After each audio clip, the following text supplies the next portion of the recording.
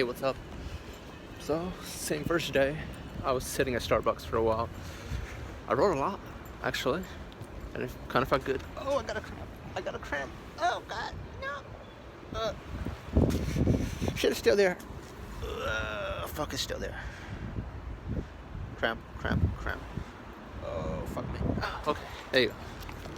I still feel a little something, but it's not the same. 1 second, I gotta button up my thing. The zipper thingy. There you go. I feel kind of good. I rode for like 2 hours. They felt nice. Sent my emails to the school to see where I am right now. As I was about to leave, there was this.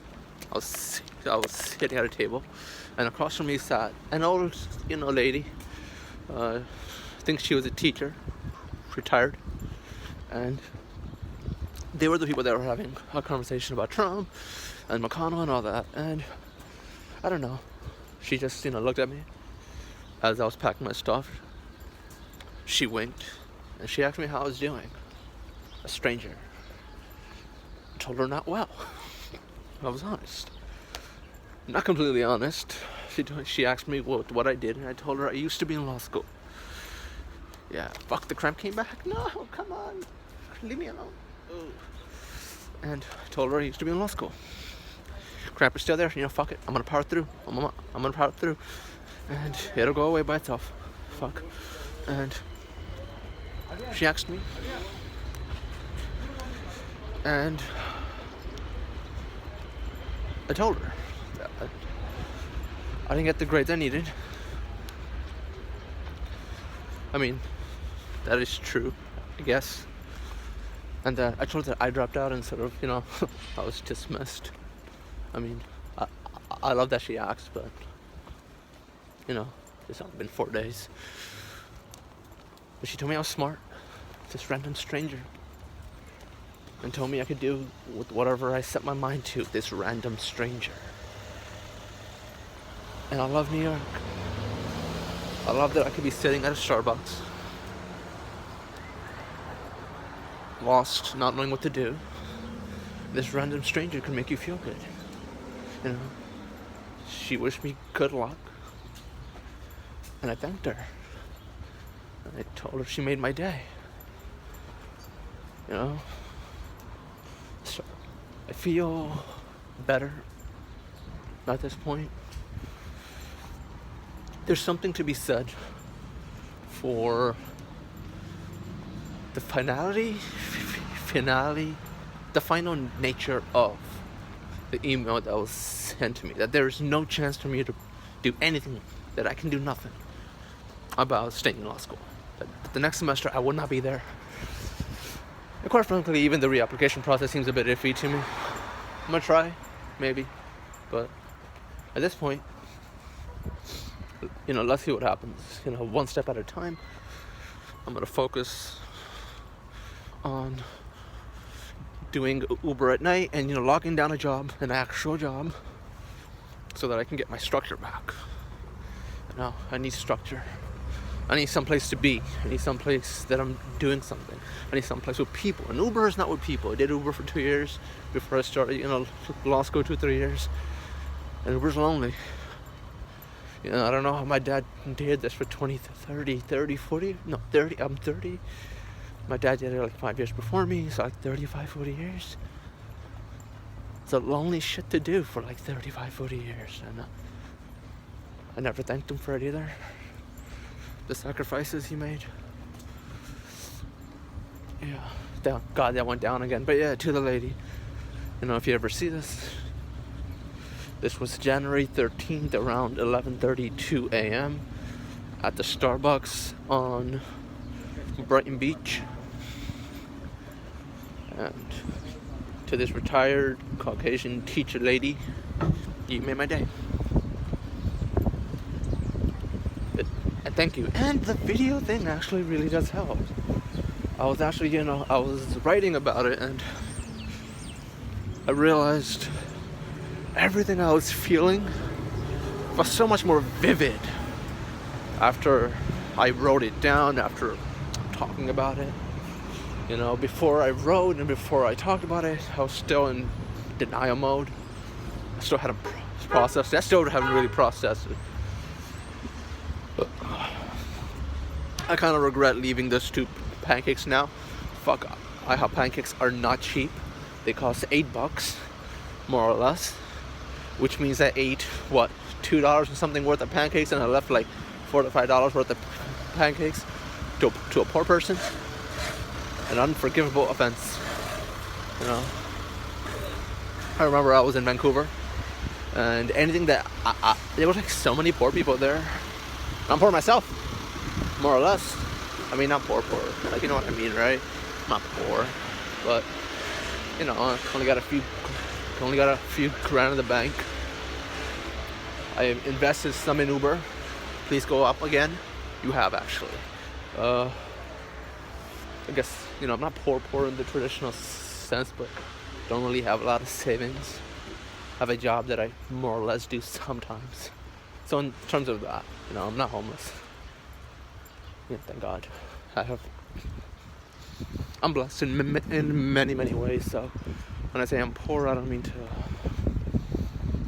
I don't know. I don't want to use it as an excuse. Oh, I'm poor. No, you know, just financially, I'm poor. Like, strictly in terms of cash. And I should not be wasting cash right now. Especially since I have around $50,000 to $60,000 of loans now. 30 from Stony and 30 I got last semester from law school. I'm gonna have to deal with that as well. And I will, you know. One way or another, I'm gonna deal with this. I'm gonna move past this. I'm gonna come out stronger on the other side. You know, God willing. I actually thought up of a cool name for my account. My first name starts with an I, my last name starts with an M. Momin means believer, so I am Momin. It sounds cheesy, but I kind of like it. You know, I kind of hope it works out. I'm gonna start posting stuff on the YouTube. See how that, works out. I've been wanting to for so long. Since the first trip I took to where? I think the first trip was to Canada, I think, right? You know, I made the video and everything, but the most comprehensive video stuff I made was in Morocco. I went with my sister and my little brother, and I recorded everything. And I told myself when I go back, I would post everything up in small bits. I didn't do it. I told myself for years I would write a novel. I didn't do it. There's so many things I told myself I would do and I didn't do. You know? I guess now's the time. I mean, if not now, when? Right? But still, those are thoughts for maybe. I mean, you gotta have these kind of thoughts in your head about the future, what it's gonna look like at this point. Like after a major failure like this, in terms of future, in terms of financial stuff, you gotta have dreams. But it's a day-to-day thing, I think. You gotta get things done. You gotta feel productive. You gotta move forward. I think it would be easier if I told my family, but I realized it'd be easier for me. I'd feel good. The tension would be off my head. I would distribute the pain. And I've done that before in my life, where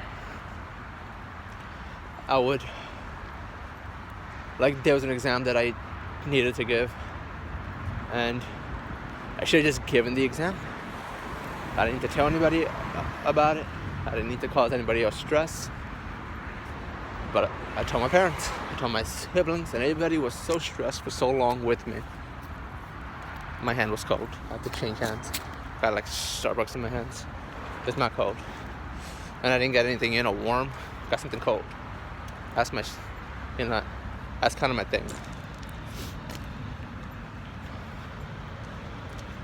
And yeah, I don't want to cause my parents. I mean, obviously, I'm embarrassed and ashamed. You know, I could deal with that. I've dealt with that most of my life. But I thought to myself, when I was thinking about telling them that my parents think I'm in law school, right now, they feel good, they feel happy. Who am I to take that away from them? With nothing to give back at this point, no solution to the problem, nothing, just raw 4 days after. It's not fair to them, And fuck, I went from feeling good about the lady and now back to this, but fuck it, I do feel good. I like that I'm talking in some terms, in concrete terms. I don't even know if that English made sense, but that I have some idea of what I want to do, the next steps I should take. I'm going to wait for the email. It's going to take me an hour to walk home. It will give me some time to think. And that's what I'm going to do. I'm going to take some time to think.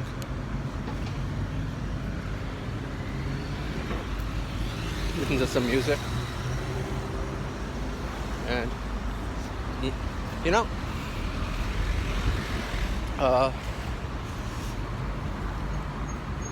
some people on YouTube have like a thing they say. I have never ever gone down this path before.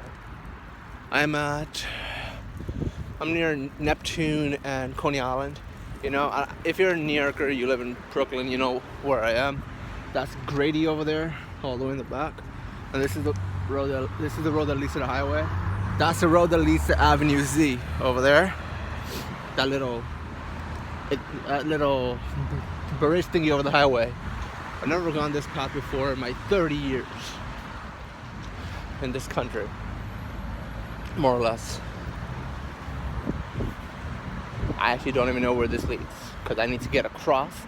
I don't know if this goes across. I might have to go back, actually. I once heard somebody say that going back doesn't always need to mean you're going backwards. Sometimes going back can mean going forwards. I have no idea how that applies, but it sounded very cool to say. And he's a stare. That fuck no, I'm not gonna take. This was the wrong way. What we're gonna do is we're gonna cut right through and not take the other way, because fuck that. Fuck the grass. I don't know if this is, whatever. What was I say? Yes, they have a thing they say before they end a video. Something cool, something catchy. I don't know what my thing is. I hope I kind of find it. But for now, peace out.